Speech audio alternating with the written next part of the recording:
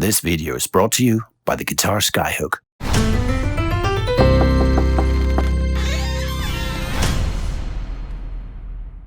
Hi there everyone and welcome to Artist Talks. My name is Morten K. Artist Talks is a slow TV talk show where I'll be having different artists visiting me in my tiny attic studio to talk about their career.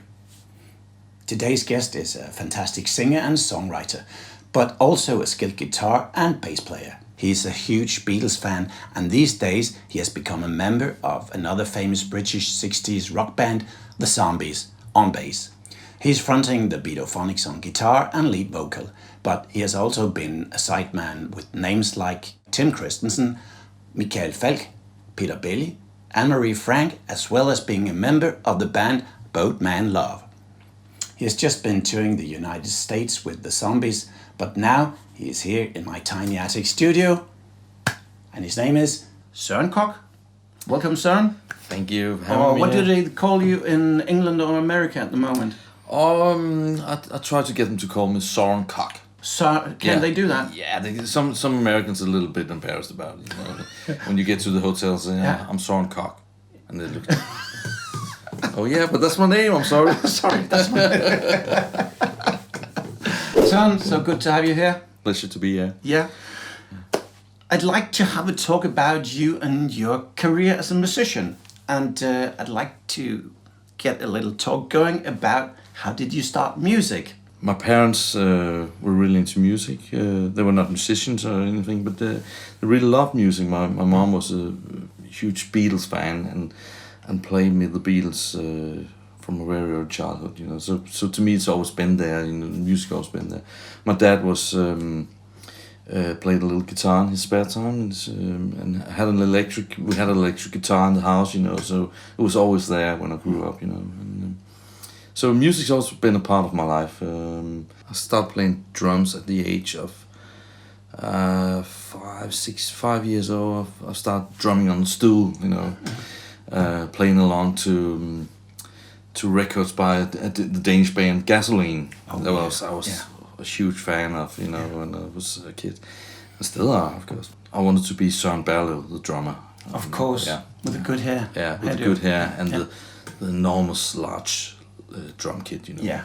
You couldn't actually see Søren Koch because he was hidden behind the drums. You know? So it's like, I want to be that guy. Yeah. You know?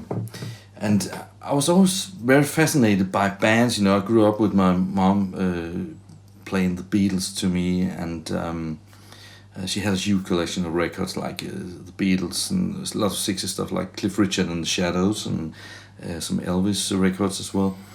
But the Beatles had a special spot in her heart, you know, and she was always talking about the Beatles and playing that to me. So it was kind of indoctrinating, you know, from a very early age. Yeah. And so I always had this thing with, you know, with a band, being in a band. That was a thing, you know.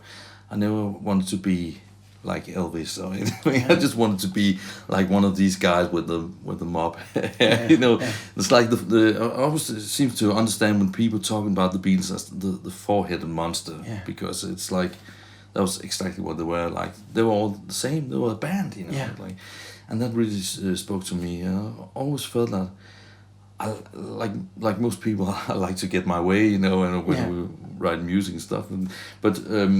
But still, I really want to do it in a band context. You know? So as soon as I started playing, you know, it was like, I want to form a band, you know. That was the first thing. Yeah. You know?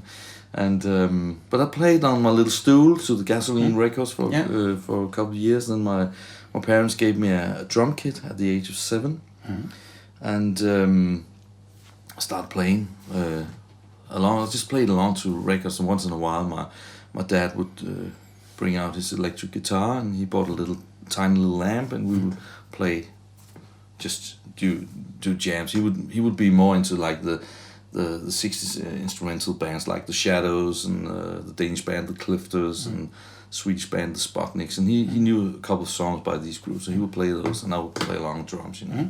Nerd alert.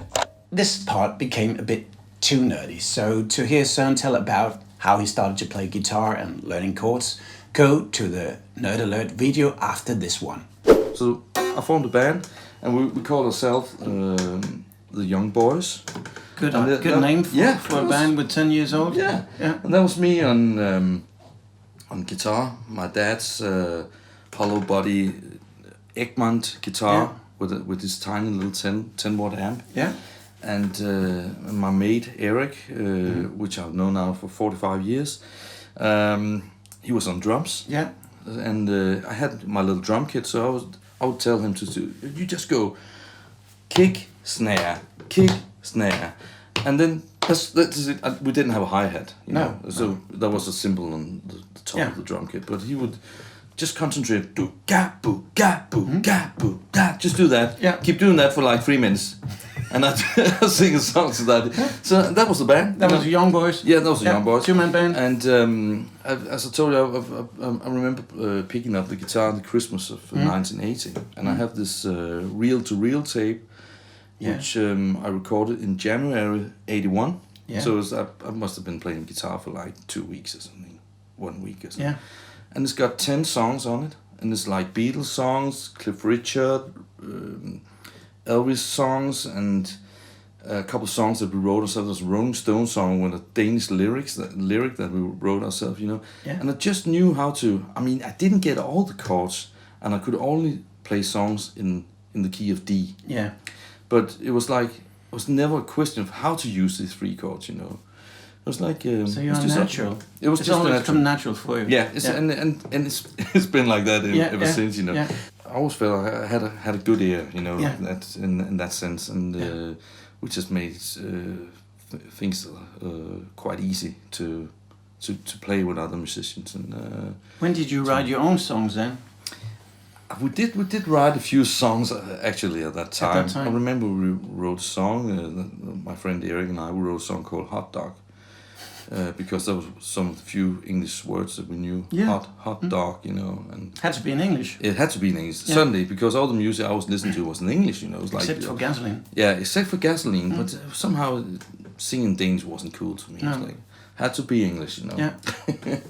Okay, we'll have a short break to tell you about our sponsor, the guitar skyhook. A skyhook is a new and discreet way to hang your guitar on a wall. Use the strap button on the back of the guitar. If you don't have one on your guitar yet, the skyhook comes with one for you to mount. Find more information on the website skyhook.dk. So what happened after that? There was a guy at school who had a drum kit, who could play the drums anyway, and these two guys they played bass and guitar, and so they asked me to join the band as a guitarist, and that was my first like proper band. So you were around 11, 12 years old? Yeah, I was 11 at that time. Yeah. And being asked to be in a band with some kids that were like 16 was like that was crazy. I mean, at that time I was feeling that this is it. I mean, the next moment I'll be famous, you know. Because it's like at the age of 11, being able to play with kids that are like 16, 5 years. I mean.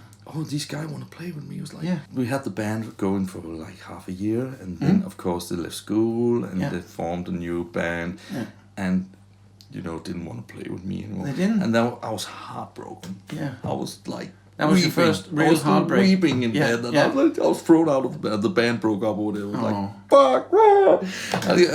I couldn't get over it. It's like it took me weeks, you know, and then. Yeah.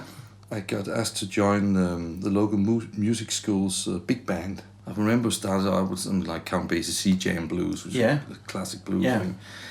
And then he would just put these sheets in front of me. Yeah. And within a year, we were doing Birdland by Weather Report, you know. Yeah. And it was stuff like that, you know. And I learned so much from that because. He just put the sheet in front of me, note sheets in front of me, and said E flat, major, B7, something. I was like, what the is this, you know? Yeah. And the bass player in this big band, he was like 4 years older than me, and he was really into the, you know, the skates and all that kind of thing. You know? So he would just in between songs, you just count the notes like 1, 2, 3, 4, 5, 6, 7, and And that was the way I learned, you know. So I was in between when our teacher, he was training all the horns, you know, in the big band. I was sitting count all these notes, and figure out how to do these jazz chords in different positions. It was like I learned so much in like 2 years.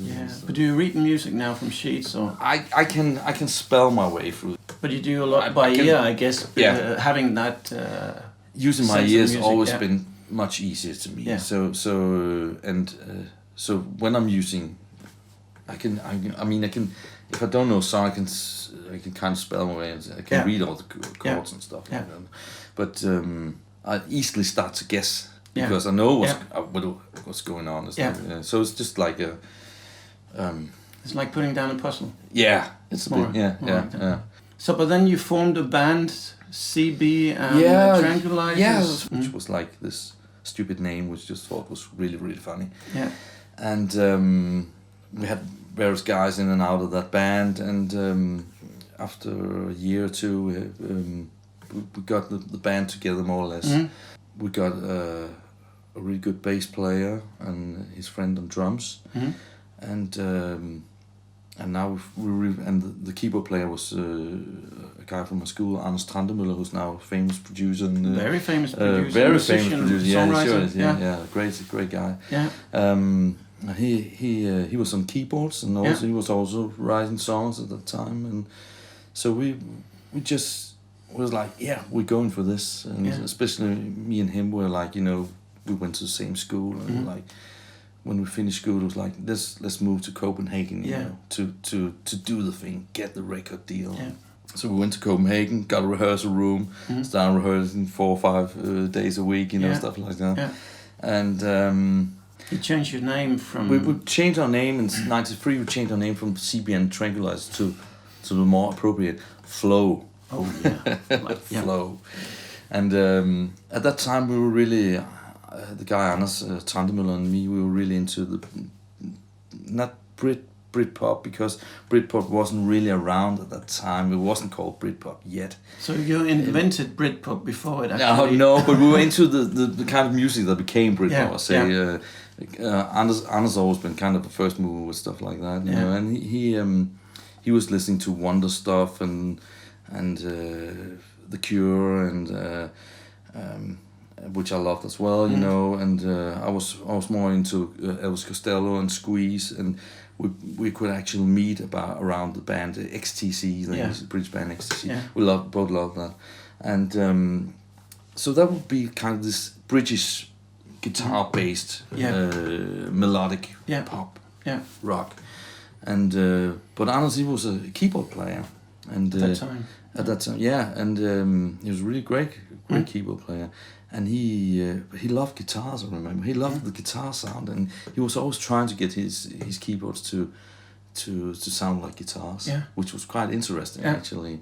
And so that became like our sound. He was doing this like like this feedy sounds, on his keyboards, and people would just think, he's using a Korg M1, It's like, what the fuck? It's like he's supposed to say, doing keyboard pads, but his keyboards just sounded different from everything. I remember Jesper Ranum used distortion for his keyboards to get that kind of sound. Yeah, we loved it, and he always played his keyboard through a guitar amp, stuff like that.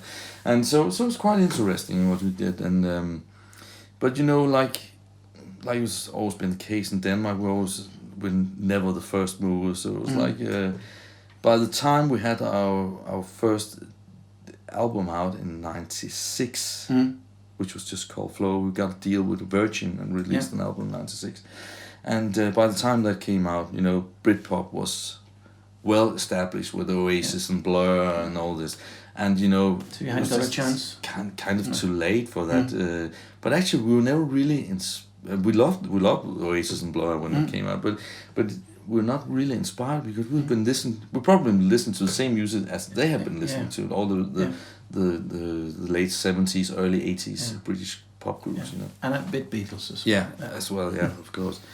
But actually, Flow wasn't my first record, because when I was in my when I was about 17 and living in this town of Vordingborg, I was asked by some guys who were quite older than me to join a band. They wanted to form a new band, and we formed a band called Dans Moderne.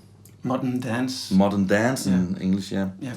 And that was they were like the guitars were like, he was like 11 years older than me, and the singer was like 15 years older than me. And so I was like the kid, you know. I was like 17 when we started. Wonder boy. Yeah, I was like, and but they somehow knew me and they said, yeah, you want to join the band with us? And say, well, I was, you know, very, because they were like the older guys in town.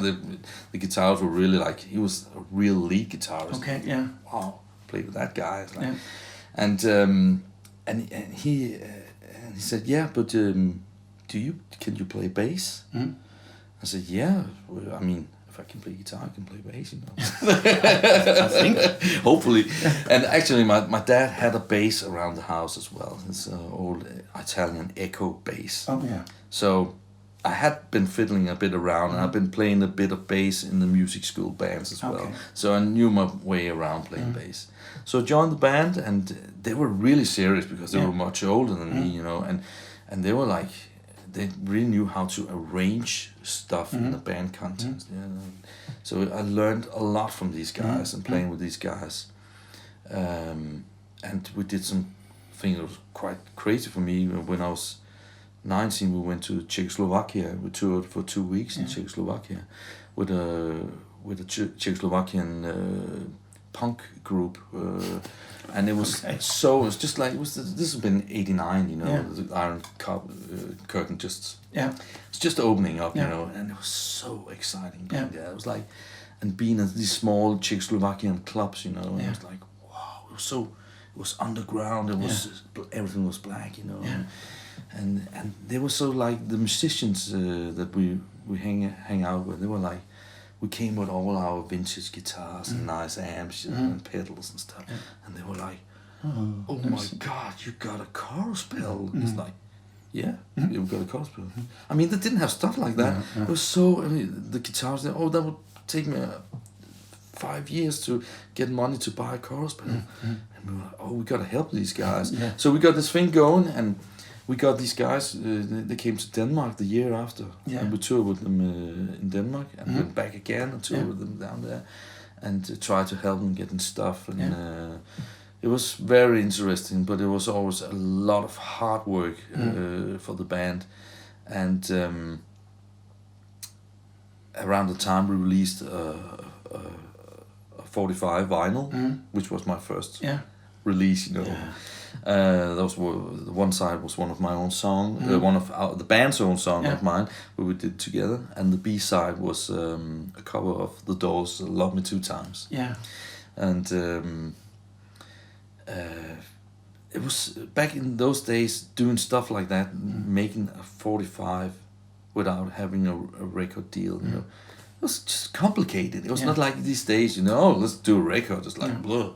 Yeah, it was just hard work and cost a lot of money, and which we saved up from gigs, you know, and at the same time we had this thing going with the Czechoslovakian band. Yeah. So when all that ended, you know, when the tour was over, the record was out, the band was like exhausted. It was like, and what are we to do now? What would be the next move? We've done a 45. We're gonna do an album, but we didn't have the energy. It was just completely. We've been working so hard, you know. So it was like, and the band just slowly fell apart, you know. And you went with Flo. Yeah, we concentrated on Flo from then. And Flo was you were actually touring Denmark. Yeah, we did play the venues, the Danish venues and clubs at that time. Yeah. And for some reason, I don't remember why, but we played a venue in Randers, in the town of Randers, called Café von Hatten, which was a fantastic little place, and it's still there actually. I mean, so many venues has disappeared since then, but Café Hatten is still there, and we just for some reason the people, kind of some young people who ran this place, they really liked our band, you know, and wanted us back, you know, and we started to building up a reputation, a kind of a thing with that town, you know, and that venue. So we'll play there every like 6 months or something. Yeah.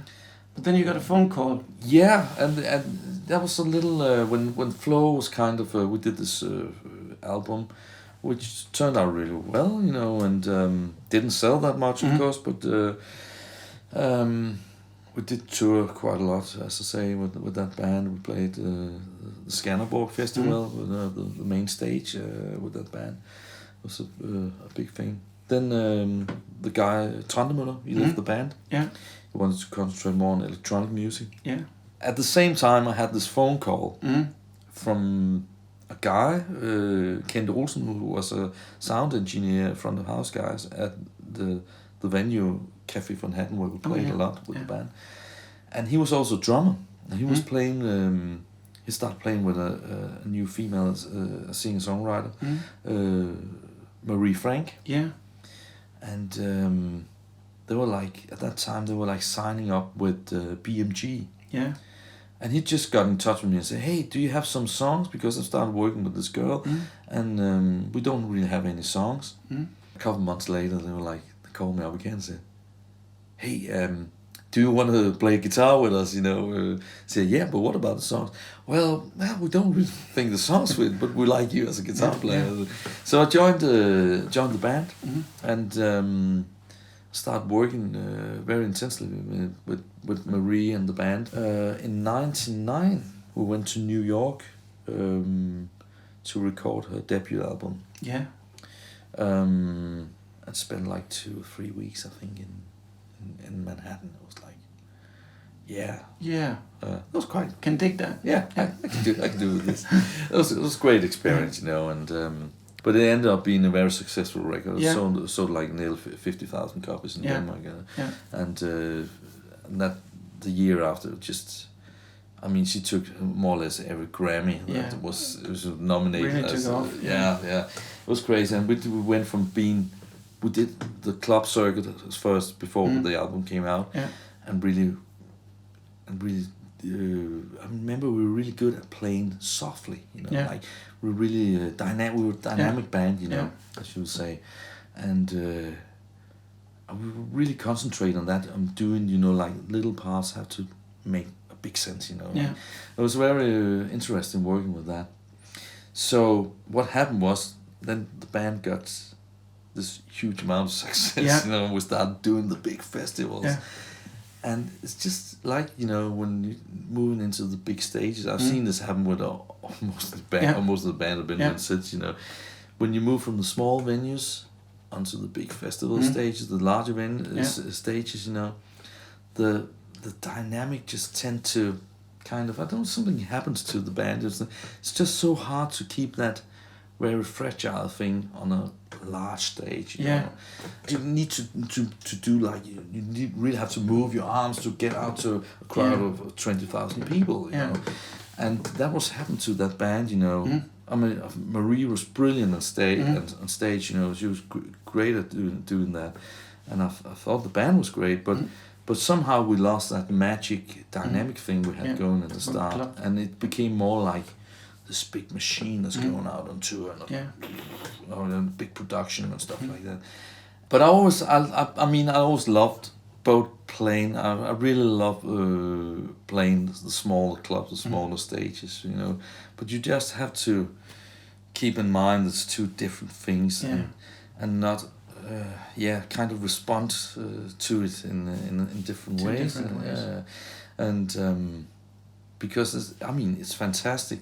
Be standing. I remember we played Skanderborg Festival with Marie, and it was just like, it's just people, just people, and at the end of the hill, it was just people, and just disappeared. You know, they're standing on the other side where you couldn't see them. You know, and the same thing I tried with Tim at the Roskilde Festival. It was just like, just keep going. Yeah, it's fantastic. You know, who doesn't want to try that? You know, it's like wow. But at the same time. Playing to a crowded club of 200 people who's right in your face like this, and that's just as fantastic. It's a different thing, you know. So and I really love both of it. You did 4 albums with Marie. Did you get involved in the songwriting afterwards? Yeah, we did. The first album she wrote with mainly American songwriters, and with a guy called Jacob Eriksen, who's sadly passed away. Yeah. He was in Shirtsville, the Danish group. And a few other Danish songwriters. But the first album was mainly with American songwriters. He co-wrote with them. And, Jess Harris, he wrote all the songs for the first Norah Jones album. Oh. He wrote Marie for our first album as well. Yeah. And she actually turned that. Don't know why I didn't come. She just turned that down. And she loves to tell the story because it's such a great story. You know, he came with a song. She said, "Hey, I got this song. Don't know why it didn't come." You know, he said, "Well, Jesse, if you don't know how, who should know then?" You know. So she turned that down. And but as Marie always said, you know. I mean, it doesn't have to have been a hit if she had done it. It probably wouldn't, you know, because Norah Jones just did a great job. But you got into the songwriting as well. I got into songwriting, on for the second album, Vermilion. We co-wrote most of the songs in the band, and I was quite involved in that as well, you know.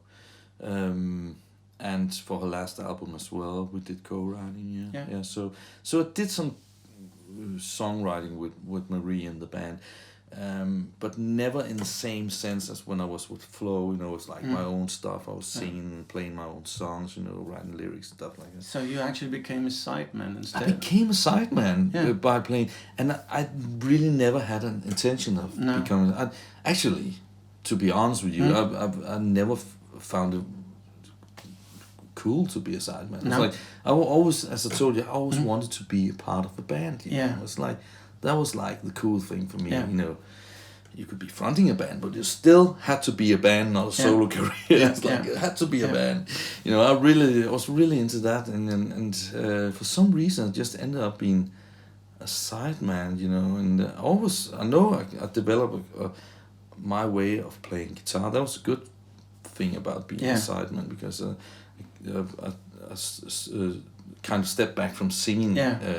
Apart from a lot of harmonies, of course, but lead singing, I stepped back from that, you know, and just concentrate more on playing guitar. And kind of created my personal style during this time, I think. But then you were asked to become a sideman in a band, what ended up to be a band with Lars Skærbæk. Because wasn't that a band? At the end? At the end, it was a band, it turned out to be a band. Yeah. Lars and I did a couple of projects together. Like we did a thing with some Danish 60s singers. One of them was Peter Belli. And he's a famous Danish singer. Very famous. Very famous. Great singer. And Nalle, famous Finnish singer. A great guy. And Sir Henry. Ole Bredal was his real name. Sir Henry. They were all like the big names from the 60s. And the last guy was Jørgen Krabbenhøft of the Hitmakers, which is one of my favorite Danish 60s bands. You know? And so it was kind of an honor being on that. And at the same time, I was interested in meeting Lars, you know, and working with. He put together a great band with Jesper Lind on drums and Thomas Høfting on bass. Great guys, you know. So we did that album and had great fun doing that. And after that, Lars and I started working with Peter Belli, the singer, on an acoustic project. Featuring Lars and me on acoustic guitars and Niels Ole Thorning on keyboards. And we did 2 albums and the tours for that album. With this project, it was really great, and Peter's a fantastic singer. And, I never heard that guy sing out of tune. It was like he just has this, like John Lennon, kind of this broad, wide voice, you know, that's always in tune. After that, we turned into Lars one day asked me, "Hey, you want to record some demos with me? I got a couple of songs and written some songs. I want to do try to see what happens if we go into the studio." So I'd love to. Let's do that, man. And so we went to the studio, and he said, "I know a great drummer called Johan Lagelet, and my brother's Troels is on bass, and I knew Troels a little bit, you know." And so we just met up at the studio, and Lars just sat down with acoustic guitar, played the songs, and we said, sounds great. Oh, what about I'll pick up that would be like, for every song was like, I like that. Maybe I should pick up a 12-string Rickenbacker for this, or maybe I should go to the piano for this one. And we were like, and everything was just easy. We just started recording and it sounded fantastic, you know. And we sounded like a band. There was no intention of forming a band, but it just sounded like a band.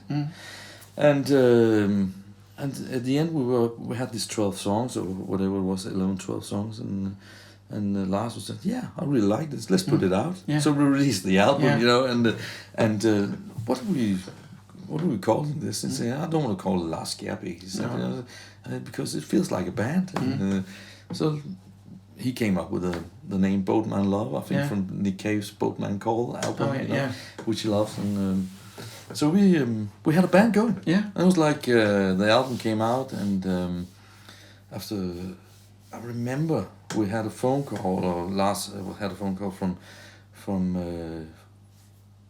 Michael Falch, the Danish singer. Yeah. Asking if we want to back him, be his backing band on tour, because we want to do a bit like Neil Young, Crazy Horse, with like that. Yeah, and you had that vibe. Yeah. And and we were like, we were so into this. We have this band going. It's like, are we going to be a backing band? It's like, And at the same time, we got another offer from sadly.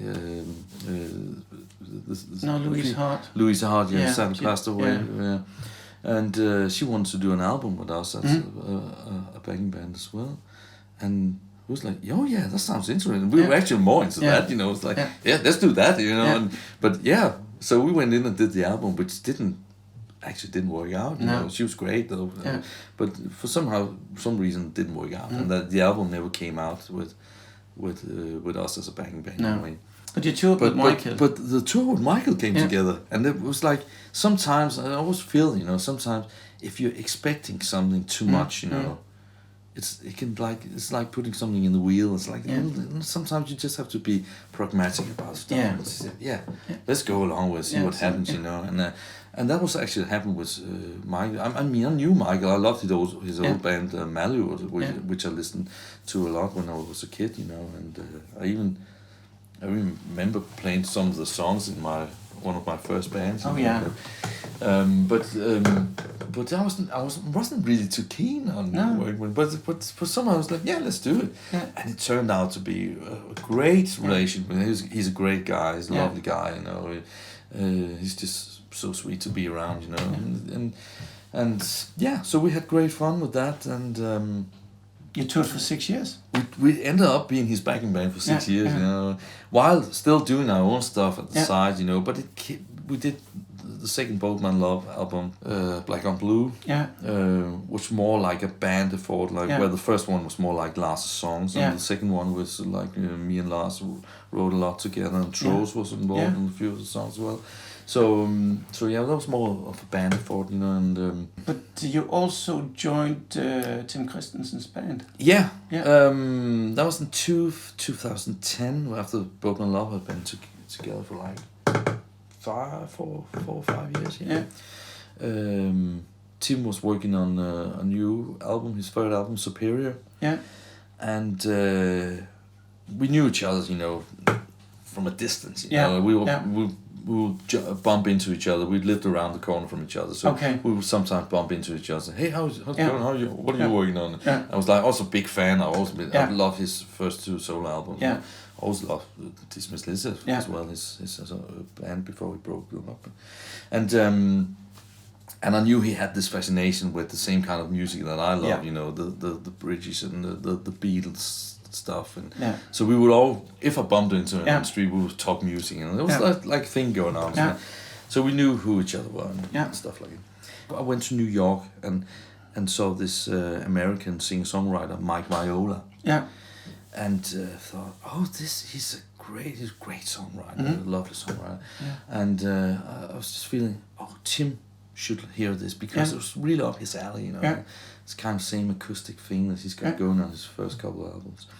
So I said, you got to hear this, man. And I sent him a file, you know, of this guy's music. And he got back to me, I love it. He was like, I really love this guy, you know. And then didn't hear from him for a long time. And then after a couple of months, he wrote me, hey, you knew this guy? Could you please put me in touch with this guy? Turned out Tim was in New York, and he wanted to meet Mike Viola and have him help write lyrics for one of the songs from his upcoming album, which turned out to be Superior, Yeah. title song. And so, yeah, I went straight to the email. Said, hey, Mike, meet my friend, friend. We didn't know each other. I would meet my friend Tim, and he said, yeah. And within a few hours, they obviously got together, and wrote Superior. And then after some time, Tim called me up again and said, I just wanted to know, I was just wondering, do you play bass? By any chance? By any chance, if you're asking, I guess I could play some bass. Because I want to do this band with you, Lars, and Jesper Lind on drums, and just the four of us, and then maybe we should all share keyboard stuff and be a little. Maybe you can play guitar on a couple songs, blah blah blah. In the end, it turned out as 5 people with Christopher Müller's great keyboard player, great range as well, and he joined as well. So it didn't make sense to have like the playground band, So I just I which is fine by me. I love playing bass, So I just ended up on bass with him. But at that time, I only had my little Hofner bass. Which sounds great, but it's not like a punchy rock and roll, like tick, tick, tick, tick. I can't do that thing. I was using one of Tim's basses until I got my own Rickenbacker bass. Yeah. So, but he already had recorded the album at the time, Superior album. So it was just like a touring band. Yeah. And we started touring with him, and has so many great experiences with him on and off stage, because such a joy playing his songs. He's a fantastic songwriter, and I love that. And it was like, and had a good chance to do some lovely vocal harmonies with him. He's a fantastic singer. So when you're singing with Tim, it's like you don't have to concentrate if you're in pitch or anything. No. It's just a natural thing. Yeah. It's just you can use all your concentration on like the sound of going, wow, that kind of thing, and just focus on getting everything. Like, he's such a great and a reliable singer to sing against. So that was a great joy as well, being a band and doing harmonies with him. And and we did great touring and played all the venues in Denmark, and shitloads of festivals, amazing amount of gigs, and it was great fun, and big stage and stuff like that. We also did tour a lot did tour Holland, and went to Japan for 4 days as well. So I had some great experience with that guy, and at the same time outside the stage he became was a great friend to be around. I was always loved collecting records and stuff like that, and he did the same. So when we would be in Holland, he was like, oh yeah, tomorrow morning after breakfast, meet up, go out and find some record shops. And we would spend a lot of time doing that. It was great fun. Great camaraderie, like having that thing while you're on tour is important as well. So. Same nerdy stuff. Yeah. As well as talking about the Beatles, I guess. Yeah, we did that from time to time, you can imagine, I forgot to ask you, because I read that Tim was in Abbey Road the first time. The Dismissability guys didn't really were that impressed. But you were actually, with Flow, the album, you were in Abbey Road. What was that? Yeah, that was... when we were about to do the mastering of the album, and that was in '96, the first debut album, we found out that it wasn't actually that expensive having it mastered at Abbey Road. Oh. And it was quite surprising to me back then. And I would have been like 25 at that time. Yeah. So the record company Virgin decided, let's go and do it in Abbey Road studio. Yeah. And there was this guy, Chris Blair, taking care of the mastering. He's been working with Oasis at that time, and he's just been doing the Beatles anthology. I was like, being 25. Oh my God. So I went over there, and I just remember it was a great experience. He did a great mastering. That was the most important thing. But also, of course, being in that building was like, there was a very proud moment going inside the lobby, and they were asking, "What's your name, sir?" And you're putting down your name, and said, Søren Koch entered the building at 10:30, you know, and when you left the building again, it was left the building at 3:30 or something. You know, it was like, and this lady would take me from the reception up to the mastering lab to make sure that you didn't. And I remember actually we passed through. I can't remember if it was Studio 2 or Studio 3, but it was like a door with a little window, and just passing through, and I was just so. Being a Beatles fan and a fan of the 60s, all the music that was recorded there actually. I was just, I had to look inside the window. So I was just kind of, you know, dragging through the window and trying to look in. And she was immediately, she was like, no, you can't do that. You can't do that. You can't do that. No, okay. So we went upstairs to the mastering suite and spent some hours there. Yeah. And then I checked out, did the crossing. You know, and I went away. I haven't been at Abbey Road since then. No. And then when I started working with Tim, you know, he always told me about that thing that he went there with Dismiss Lizzy to do the second album, but felt that he didn't have anything to share it with, and that's a kind of, you know, the guys in my band back then, they wasn't that much into the Beatles, so I didn't really have anyone. Like him, I didn't have anyone to share that experience with. It was special.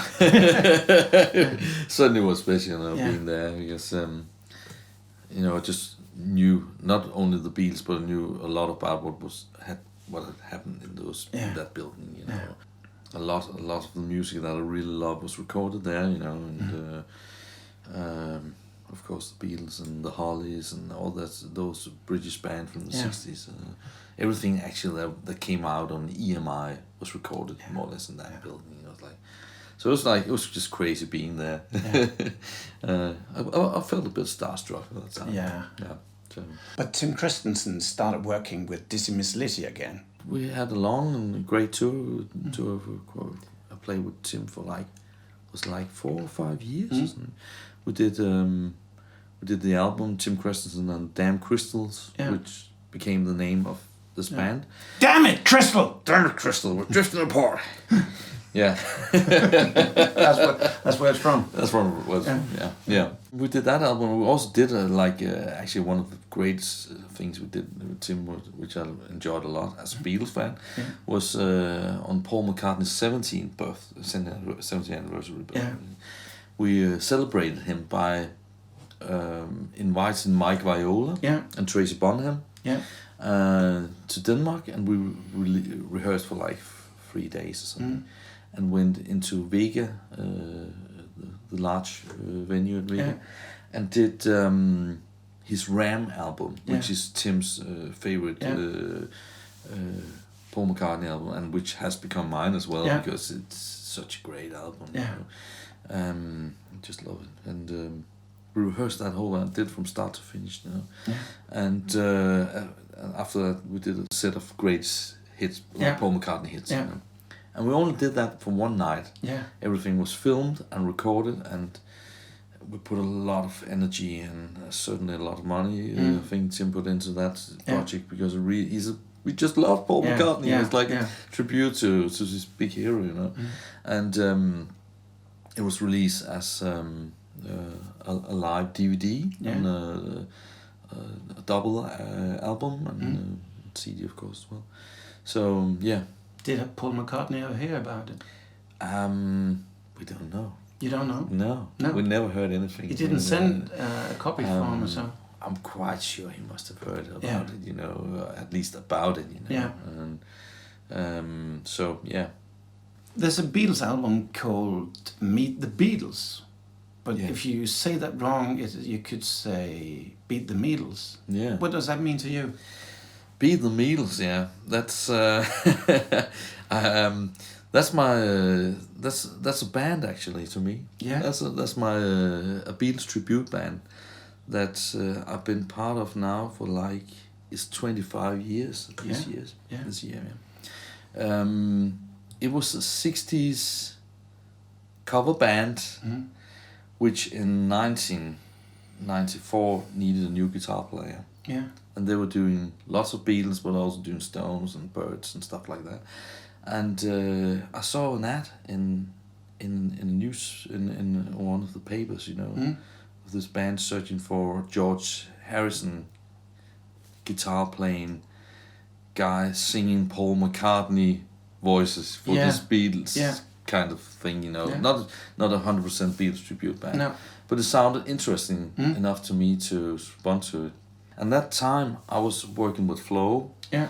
But I was also had a kind of a part-time job in a kindergarten. Yeah. And I could do with a little more money. And I loved the Beatles. That was the main thing, you know. Yeah. So I was like, maybe I should always...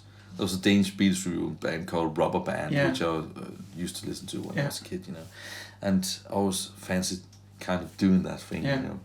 So I phoned the guy up and said, let's meet up and it turned out I joined the band. Yeah. And I came up with the name Beat The Meetles. Yeah. I have to say, like Meet the Beatles. Yeah. Turn around. To some people it means something else. I don't want to get into this. but anyway, I joined the band and I said, I want to join the band, but only on if you decide to do 100% to be like a Beatles tribute band. Yeah. I don't want to do various covers of 60s tunes, and they agreed in doing that. And we've really started working serious on that, and somehow that has just continued for 25 years now. It's like, wow. And I mean, in the mid-90s, late 90s, we were quite busy. We would be doing like 40 gigs a year or something like that, playing all over Denmark, and even going to Liverpool, playing Beatles conventions at the Cavern Club. I played the small Cavern Club stage a couple of times. The real one? And the real one, as close as you get to the real one. I mean, it's been moved, you know, but and the larger stage as well, you know. And we've been playing Sweden, and actually just been to Norway a week ago or something. So and we just, and I mean, there've been personal changes in the band through the years, but at the moment it consists of me and my friend through 25 years, Michael Stanley as John Lennon, and I'm these days I'm not, when we're doing this Beatles stuff, we're doing like 5 gigs a year or something like that. It's just for the fun of it, because we love the Beatles, of course.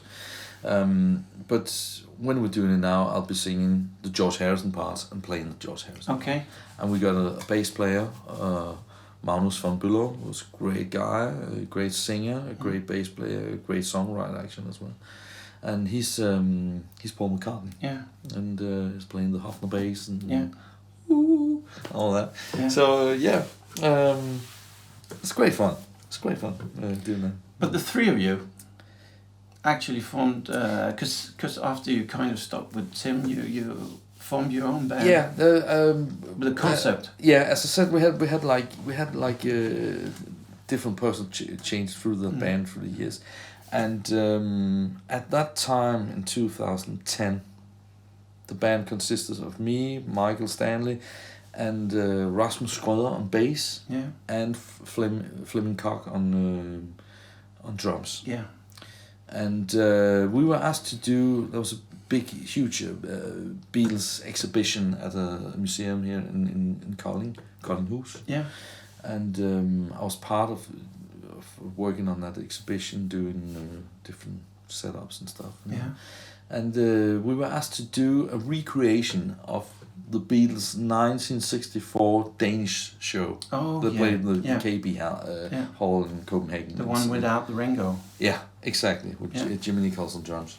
So the thing was, we were going to recreate that, doing the same set list. All the speeches in between the song has to be the same suits, same amps, same guitars and stuff. And we really, especially me and the singer Michael, we were really into collecting old guitars and stuff like that. So we have all these Beatles guitars among us, you know. So we said, let's do that. But the problem was, the show was only 20 minutes, the Beatles show. And we're like, people are paying money to get in to hear this Beatles review and play for 20 minutes. We can't do that.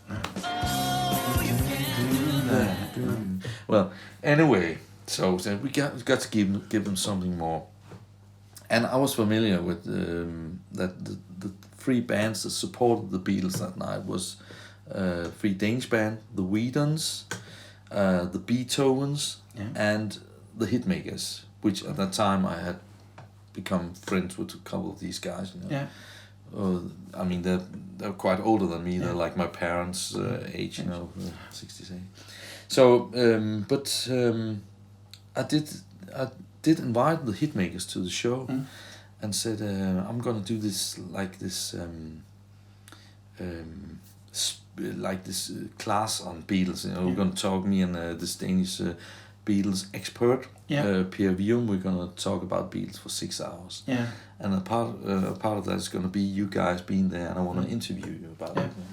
So they came over, the two of them, and I interviewed them.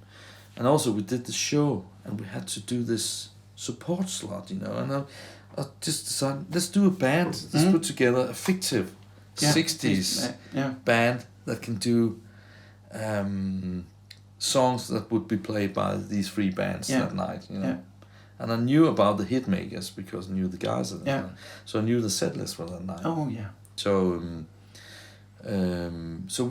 me and the drummer and Rasmus, the bass player from Beatophonics, we got together and just rehearsed as a trio. Yeah. We rehearsed a set of 45 minutes doing covers that would have been played that night. Yeah. And for some reason, that was just such a relief to us, you know, doing this 60s stuff without having to sound exactly like something that was on the record. Yeah. It was just us pretending being a 60s band. Yeah. Doing this stuff. And somehow that caught on, you know, so we were like, let's continue this. And for that night, we just decided, let's call the band the Beatophonics, because it sounds like beat music. Yeah. Not because of the Beatles, actually, because it sounds like beat music. You know? And stereophonic, beatophonic, you know. Yeah. And Echophonic. Echophonic was the name of my studio at home, you know. And which became the name of our record label, our own little record label. So we just kept on going, and we started doing a few gigs here and there, and there was no really intention or any plan.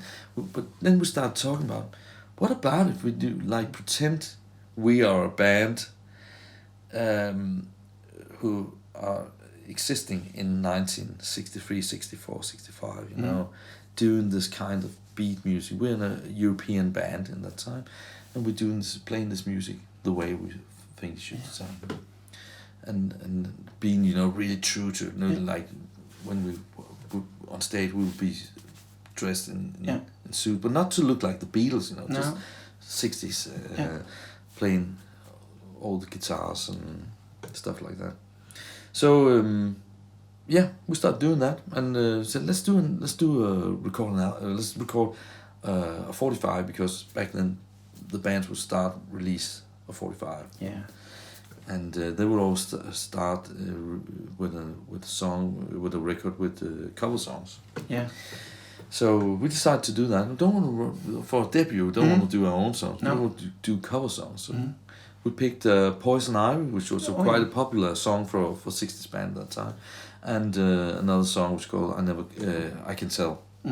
Released it as a 45, and then we called up by this Danish TV station and said, hey, that's great, you sound so authentic. That was the idea, you know. I mean, there's a lot of bands trying to do that, but they don't get it. Why is that? And I think it's just because we know how you're supposed to record it, and I've been digging this music for years, you know, so I know what to play and what not to play if it's supposed to sound like 1965. So it just kept going, it kept on, you know, we started doing more shows, and we got to do this television thing. Yeah. And for some reason, we ended up in the Danish TV news, national TV news, 8 o'clock news or something like that. It was like crazy, because we released this 45. I mean, so many bands that would love to have their spot, you know, we spent hours doing albums. You know, we just released the 45. Yeah. Well, it must do something to people, you know. It's kind of, I think it's kind of the honesty about the projects. It's like, And so we decided, let's go on further. Let's do an album, you know, like record an album like you would record an album in 1964, 65, which would be, you would have an album of like half original composition and half obscure American rhythm and blues songs, you know. So I put together a list, an album of that, cover songs, and we started writing some songs. And it was just like literally taking guitar, you know. Our drummer, he was like, "Hey, I got this idea," and he would sing something into his phone, you know. He was calling up, and I was on my answering machine. He was going, had our drummer sing. I was like, "Yeah, great!" I just picked the guitar, and wrote a song around that. And the whole approach was just like you can imagine the Hollies or the Beatles doing it on a tour bus in 1964, you know. Just let's write a song, John. Yeah, let's do that, Paul. You know, like like that. It was so easy because it was it just felt natural.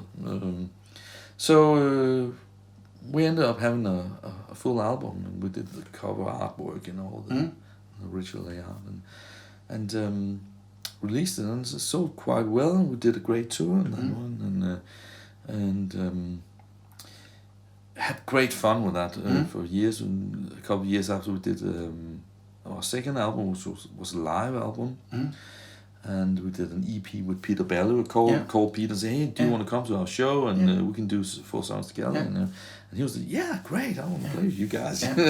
So we did a 4-track EP with him, and then we decided, if we're gonna continue this, we're not going to repeat ourselves. We're not going to do the same thing all. People was like, your next album is going to be you playing like it was 1968. And I'm like, no, we're not, you know, because you're expecting that. So how are we going to approach this? So we actually spent like the last at least 2 years, 2.5 years,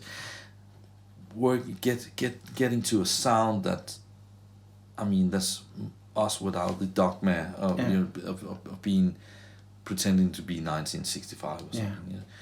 And the album was just finished the other day, and it's just been sent to the pressing plant, you know, and it's like, and it just feels so nice, you know. We've done an album. It's like the third album is done, and it's gonna be released on the 21st of January, 2020, and you have to listen to it when it comes out, you know. But I would say that it's more like style-wise, it still sounds 60s inspired, but it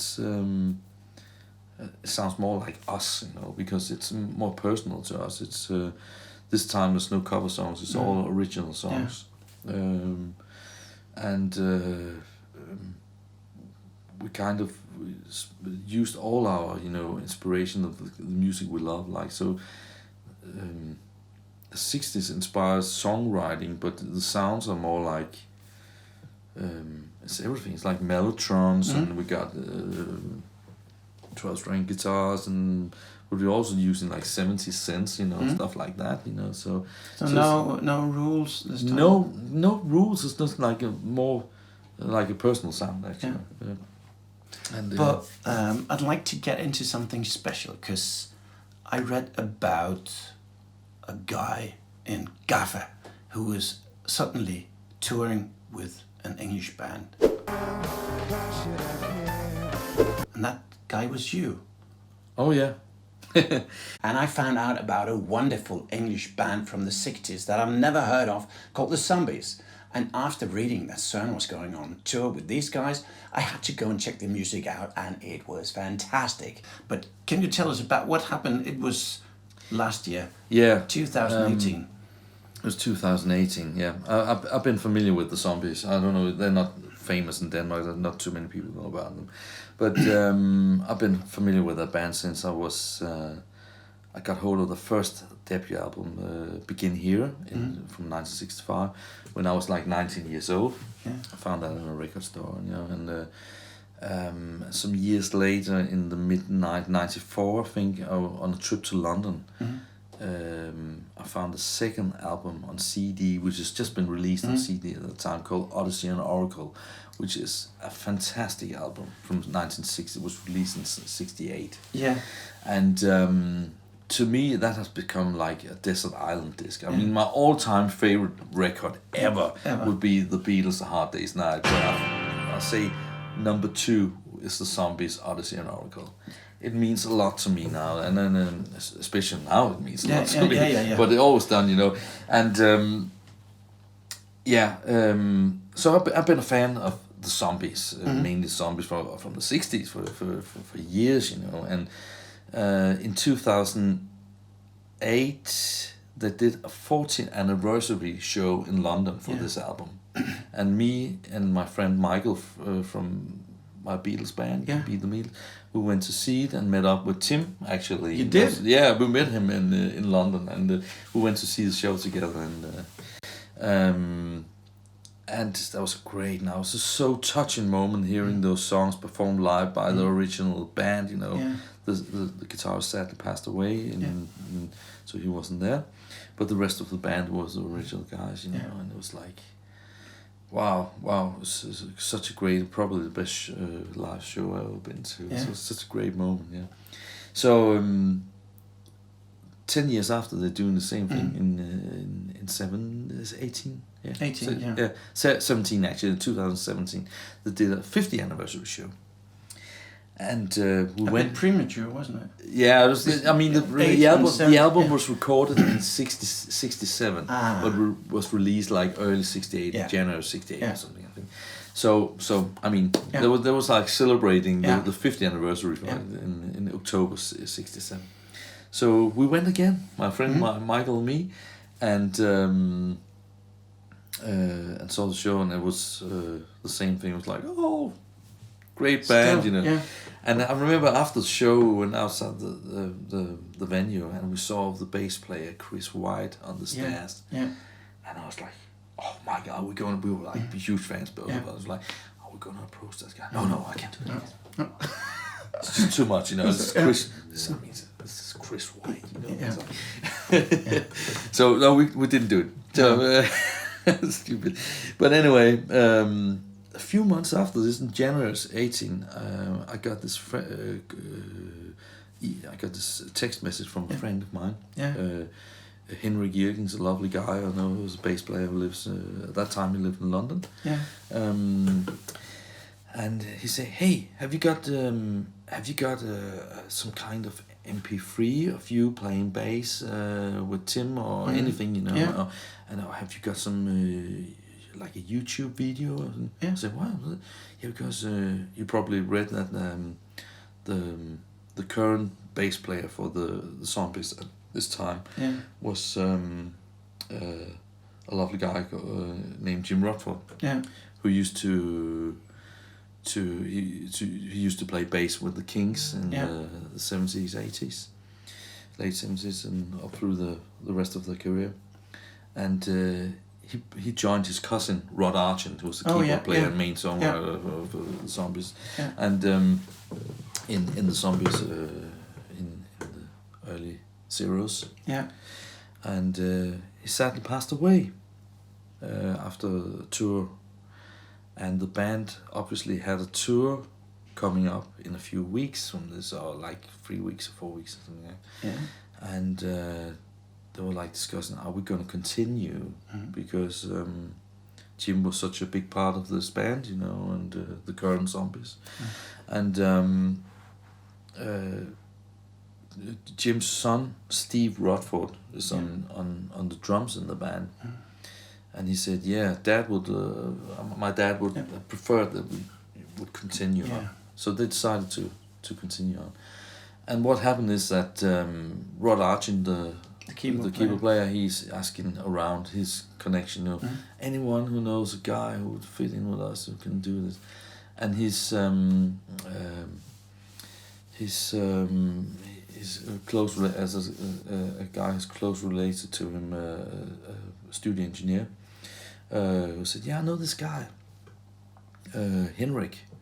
He's a great bass player, you know. But Henrik couldn't do it, and he was but I know a guy in Denmark who's a big fan of you and know all your tunes, and you know, and love the Odyssey and Oracle album, and he can just jump in and do it. so that was why he got in touch with me and said, "Could you send off some stuff?" So I got an email together. You know, so, yeah. I was like, yeah, that's not gonna happen. I'm not gonna pick a Danish guy. It's just too complicated to have a Danish bass player. So, but anyway, I sent over the stuff, and the manager got back to me in a few hours and said, "Yeah, looks great. I've sent it to Rod Argent and Colin Blunstone of the band, you know, and they like it, you know, and would you like to come to an audition?" And what I sent over was actually a part of that Tim Christensen, Paul McCartney tribute thing. Oh, yeah. There was one song where I'm singing the lead vocals, so they could hear like what I could do. And I sent up at that time. We just finished doing a new Christmas song by the Beatophonics. Oh, yeah. I'm playing playing the bass part as well, guitar. So and it was kind of melodic, you know, Beatles-esque, Sgt. Pepperish, Beach Boys kind of bass thing.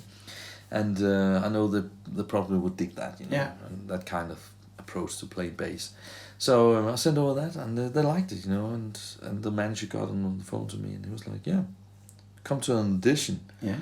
So they set up an audition, and it would just work out well in the rehearsal room, and I was very familiar with all the vocal arrangements, you know, and it was just, again, as I said before, that kind of thing feels natural and easy to me, just jumping in and doing stuff like that. And I could actually say, "I'm not really sure, Rod Argent, that thing you're saying there is actually what you did on the record." And he was like, oh yeah. so yeah, it was just more fun of a couple. But anyway, they decided that they wanted me in the band, you know, or to do the tour. So I joined for the. I think this is only the tour. You know, I'm only joining for the tour, and went straight to New York. Did 3 nights in City Winery in New York, and that was like my debut with these guys. And like, wow, being there on stage with some of your biggest heroes, actually, was like, it's crazy. But there's so, I mean, it felt very. The first time I went to Colin Blunstone's home. He was just come on in, mate, you know, have a cup of tea. It's just so relaxed. It's not like oh, you're entering the house of your big hero or something. It just felt natural. So and so everything just turned out really fine, and I love hanging out with the guys and touring with them. And midway through this American tour, I was like, so what do you guys think? Are you satisfied with the... Because they didn't say a thing. But they didn't say a thing. No. And Colin Blunstone was like, "Oh yeah, mate. I think we just hope you stay as long as possible." So does that mean, you know, that you think I'm in the band? "Oh yeah, you're in the band." "Oh, okay, great." So you actually are a zombie. You're not quite. No, so I become zombie. Really? I mean, right after being in the Beatles. Right after being in the Beatles, that's what more can you hope for? No, it's great, and I mean, I'm still a fan of, you know, the old Zombies records and all, and it feels like an honor, but it's also like I'm touring with my mates, you know. It's like at the moment we just started recording songs for a new album. Rod is writing, Rod and Colin as well is writing new songs, and that's one of the things I really like about working with these guys. As much as they love doing the old stuff, they also want to move on. They also want to continue writing new stuff and creating new music. And I mean, that's not an obvious thing for a 73-year-old pop musician or rock musician that has done quite a few achievements in the history of rock. You know? But you're in the studio with them from time to time? Yeah, we do. Where do you record? At the last couple of sessions we've done at Rod's own. He has his own studio in his house. You know, it's a lovely little studio with some great equipment and sounds great. You know, and it's just like having fun, you know, and enjoying recording with these guys, and in the studio, and I'm trying to. Of course, there's some. I'm trying to find my way around. You know, what do they because I've been touring a lot with them. That's one thing, but working with them in the creative situation is kind of different thing. You know, working in the studio, and so at the moment I'm trying to find out what they expect from me. You know, how much they want me to participate, how much they want me to put into it. You know.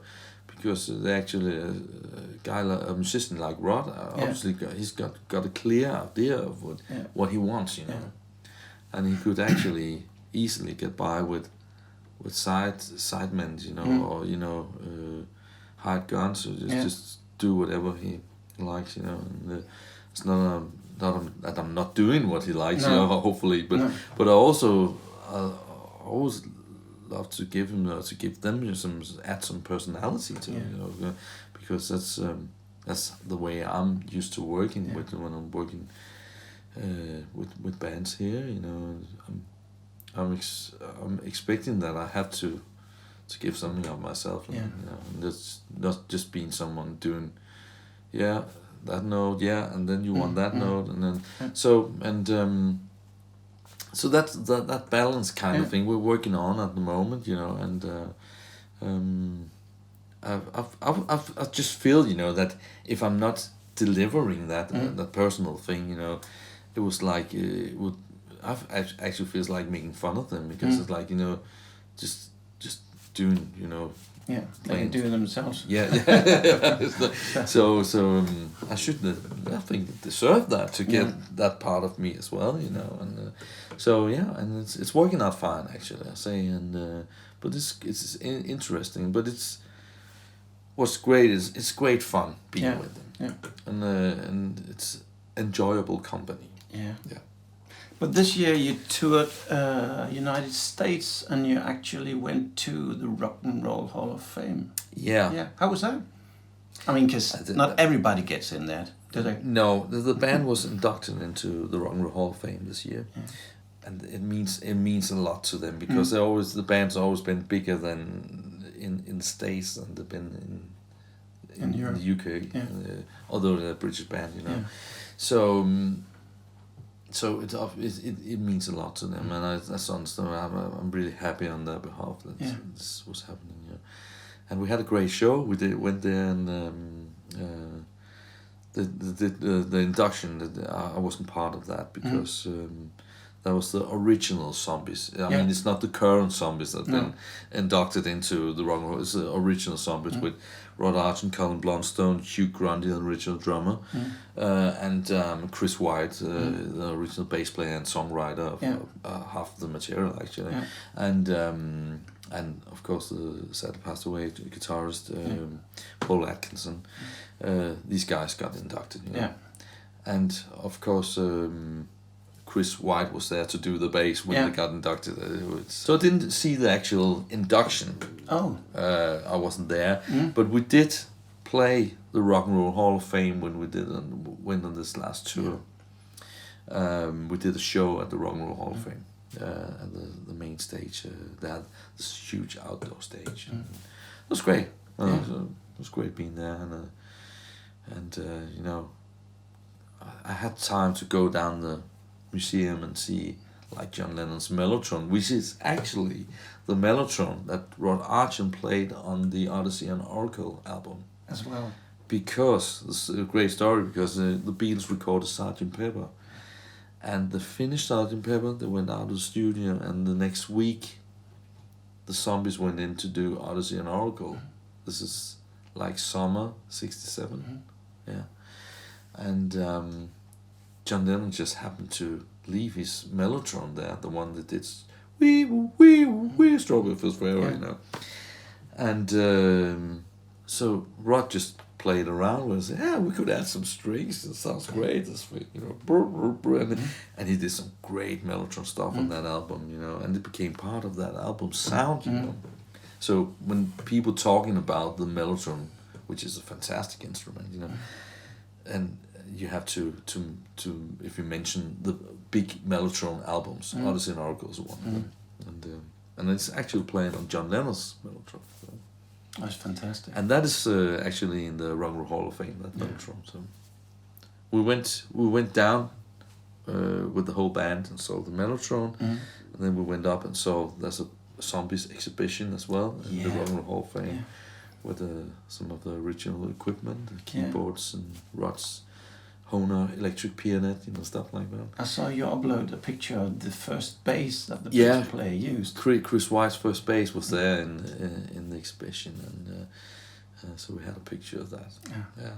This tour we've been doing what we call the current Zombies, which is me on bass and Steve Rutherford on drums, and Tom Toomey on guitars, and the two originals, the singer and the keyboard player. And then there's the original Zombies, which is the band that's doing the Odyssey and Oracle part. When we do that, we extend the band by having Darian Saranaya of the Brian Wilson Band doing all the mellotron parts. And he's a lovely bloke as well, great to hang around with. Just a great guy. And we have Chris White, the original bass player's wife, Vivian Bourgeois, and she's doing backing vocals with me. And so it's quite an extended band. Steve, our current drummer, and will join in for a couple of songs doing percussion and additional drums. And Tom, of course, is the guitar player, is taking care of Paul Atkinson's, the original guitar player's part. It's a huge band of like 8 or 9 people. And they're great. It's like a family. Touring with the Zombies is like touring with a family because. And that goes for the crew as well. It's like part of a family. It's a great thing when you get that thing in the band. It's not an obvious thing. You don't get it all the time. So that's great. So for the future, you're a member of the Zombies, and it's just great with this band. Like when you're touring in Denmark, you'll meet fellow musicians, and the same thing happens when you're in the UK and the US. It's just some other guys, and sometimes it's guys like Brian Wilson, and it's guys like Alan White of Yes coming backstage, or who You met Paul Weller. Paul Weller, like a big hero of mine. We did a show with Paul Weller, and he's a fan of the Zombies. It's like, and it's like, wow. I mean, that guy, he's musician, which I love as well. The guitarist Steve Craddock, fantastic guy. So it's like you get to meet some of your heroes, but as I say, they're all normal people. Like it just feels natural. It's just like I don't get starstruck in that sense. It's not like it's Paul Weller. Fuck, what to say, what to do. It's not like that. It's just. Be natural about it, that's what you can do. It's like, and it turns out, he was a nice bloke, and just. So are you. Thank you. I think that was all from now about Søren's career. If you want to hear more about Søren, have a look on the next video. Artist Talks Nerd Alert. Here we'll go into the more musically nerdy stuff. Søren will tell us about how he started to play guitar. We'll have a look on Søren's Rickenbacker bass as well as his Gretsch Chet Atkins electric guitar and one of his Benson Echo machines. Søren will also play us a special song. Thank you so much for watching, and thank you Skyhook for the support. Please like the video if you do, and please subscribe to this channel and hit the bell button not to miss any more artist talks from me.